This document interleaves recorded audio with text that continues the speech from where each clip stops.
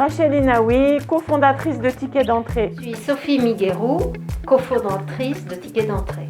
On s'est connus par le quartier, on a tous les deux des enfants du même âge.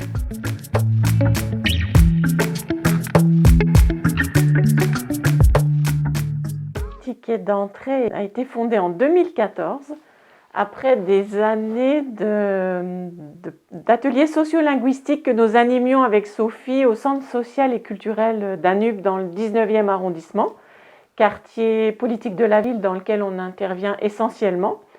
Donc nous donnions des cours d'alphabétisation et nous avions des femmes et nous sommes rendus compte qu'elles ne sortaient pas beaucoup de leur quartier. Donc pour parfaire la pratique du français et ouvrir un peu, nous avons décidé de les emmener visiter des musées et s'ouvrir à un monde culturel qu'elles ne connaissaient pas.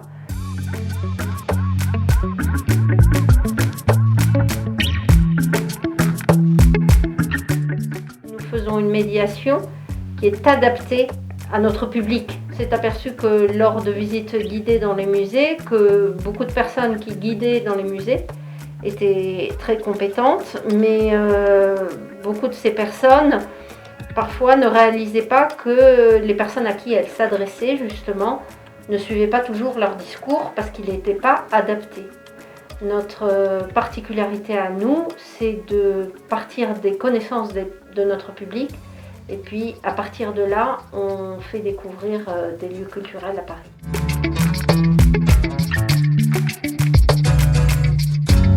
En fait, on a tenté au départ sans trop savoir. Et ensuite, on en a vu vraiment les bienfaits, que ce soit au niveau linguistique, au niveau confiance en soi. Les personnes ne se sentent pas forcément légitimes dans la ville. Paris, c'est la ville où ils habitent, c'est la ville où ils travaillent. Et donc, cette ville, elle leur appartient au même titre que n'importe quel autre Parisien. Et c'est à ce titre-là qu'on aime à leur faire découvrir leur propre ville, de manière à qu'ils s'y sentent mieux. Il y a aussi une démarche citoyenne, qu'ils puissent se l'approprier. En se l'appropriant, ils y apporteront beaucoup plus d'attention. C'est une valeur auquel on tient énormément.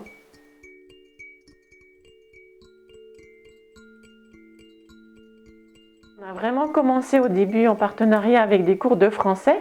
Donc on a mis une espèce de méthode au point, en 3 étapes. On va dans le cours une première fois pour préparer la visite, que ce soit au niveau linguistique, trajet, ce qu'on va voir, pour un petit peu être déchargé d'un poids de connaissances dans le musée pour profiter de la visite dans une 2e étape et ensuite de faire une restitution pour retravailler en 3e étape.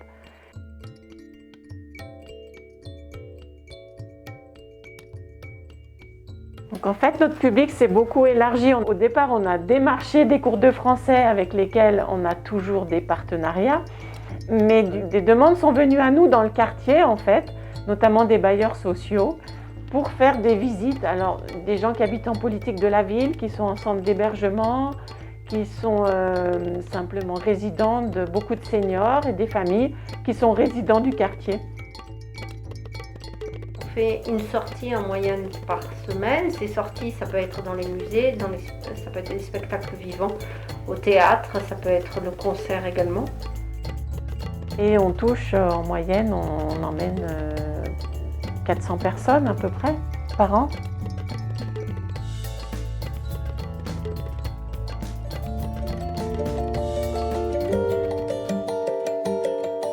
Nous, vraiment, l'idée, c'est de sortir du quartier, dans Paris, se réunir en groupe. Et vraiment, là, avec la crise sanitaire, on était vraiment bloqués, donc on a essayé quand même de rebondir. Ce qu'on a cherché à faire, c'est garder le contact. On a organisé dans un premier temps beaucoup de balades dans le quartier.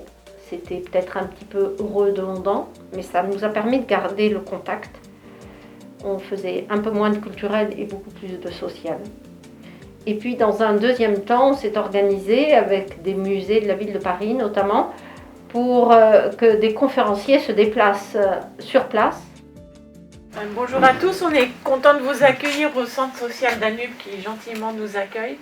Et on est content d'accueillir aussi Salvatore du musée d'art moderne de la ville de Paris, puisqu'on ne peut pas aller au musée, les musées viennent à nous. L'exposition Victor Bronner, qui est encore en cours au musée, malheureusement qu'il est encore fermé. Là, on est à l'entrée de l'exposition, donc on a ce premier tableau. C'est un tableau de 1947. Donc en fait, 1947, ce sont les années des expositions internationales de surréalisme auxquelles Victor Bronner participe. Qu'est-ce que ça vous interpelle dans ce tableau ?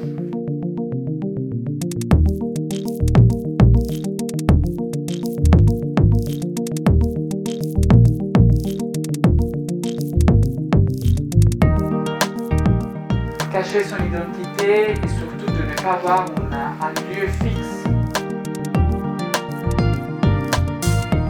On dirait que c'est vide de vie, enfin c'est sans vie en fait. Exactement. Donc c'est cet aspect de désolation déjà. Le cheval pourrait incarner un peu. Venir ici, on va voir des choses qu'on n'a pas l'habitude de voir, mais sur un tableau, tandis que quand on le voit en vrai dans un musée, c'est quand même une autre chose. Hein. Mais ce qui m'intéresse, c'est justement de pouvoir le faire à plusieurs, comme ça, de pouvoir échanger. Mais alors si on le fait C'est vrai que c'est en construction un petit peu tous les jours, parce qu'aussi tout le monde est un petit peu en attente. Pour l'instant, les conférences avec les musées, elles se développent un peu, elles s'adaptent. Pour l'instant, ça fonctionne. Peut-être on fera, dans 2 semaines, on trouvera autre chose, où il y aura d'autres restrictions ou d'autres autorisations. Bonjour Norman.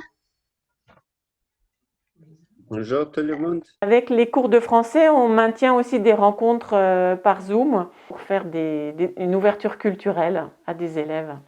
On va vous présenter un musée, le musée d'Orsay. Norman, vous l'avez visité peut-être? Non, parce que depuis que je suis en France, tout c'est confinement. C'est confinement. D'accord. Bientôt, ça va s'arrêter et vous allez tout visiter. Ok. Donc, on va vous faire visiter un petit peu le musée d'Orsay. Donc, vous voyez une horloge et en dessous, qu'est-ce qu'il y a écrit en dessous cette horloge? Paris, Orléans. Paris, Orléans. Très bien. Donc, Orléans, c'est une ville qui est pas très loin de Paris.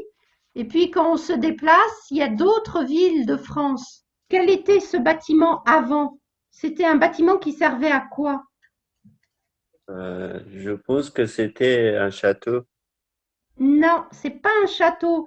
C'est un endroit où, tu vois, il y a besoin d'être à l'heure avec une horloge. Pour les plus faibles, on continue d'aller sur place à présenter des musées en espérant de pouvoir concrétiser la visite un peu plus tard.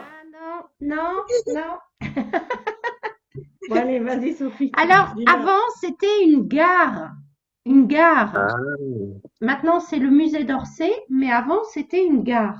Ce tableau-là, il a été fait par un peintre qui s'appelle Édouard Manet, qui est très connu en France. Et ce tableau, il a été peint à la peinture à l'huile en 1873. Et au musée d'Orsay, il y a beaucoup de peintres qu'on appelle des impressionnistes. Donc, dites-moi un petit peu ce que vous voyez. Décrivez-moi le tableau. c'est la plage, la mer, les Petit bateau ou quoi? Des petits bateaux au fond, dans le fond, des voiliers, ouais. et ces vêtements du 19e siècle. Oui, Très bien, bravo. Oui. exactement. C'est la façon dont on s'habillait au 19e siècle.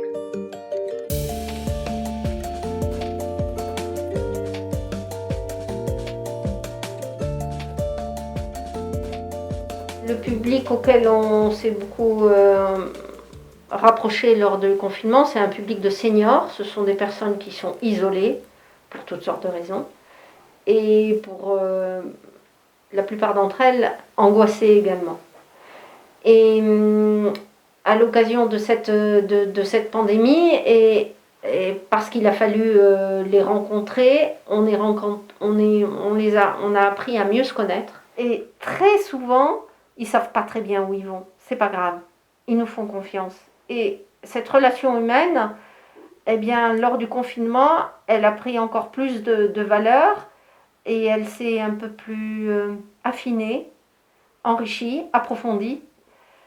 Et elle continuera, je pense, après le confinement. Même les petites réunions qu'elles font pour nous informer, pour nous proposer des trucs, déjà rien que ça, c'est bien parce que ça nous permet de sortir de la maison, de parler avec d'autres du quartier, parce que sinon on ne se rencontre pas. C'est quand même un quartier difficile ici.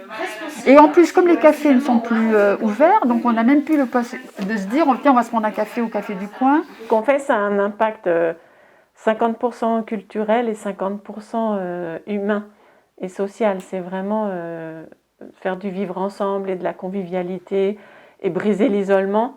Ça devient, même j'ai dit 50%, mais c'est presque plus important que l'apport purement culturel. Ce qu'elles font, c'est formidable. Hein. Je veux dire, là, avec le confinement, c'est un peu embêtant, c'est vrai. Et en plus, ça allège. Mais c'est vrai que ça allège le confinement, nettement.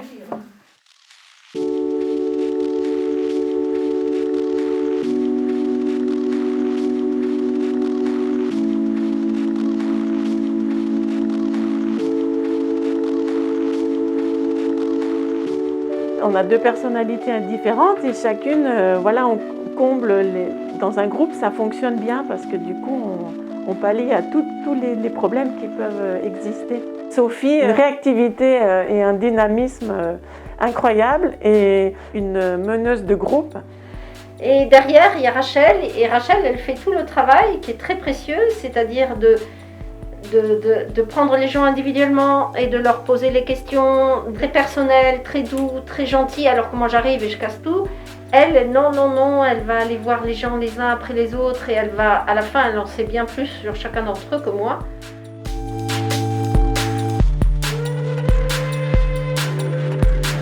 C'est beaucoup des personnes quand même à différents niveaux, en fragilité ou en isolement.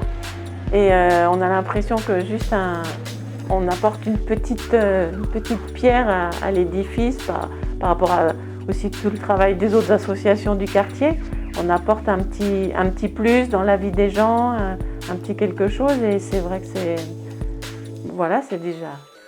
déjà bien.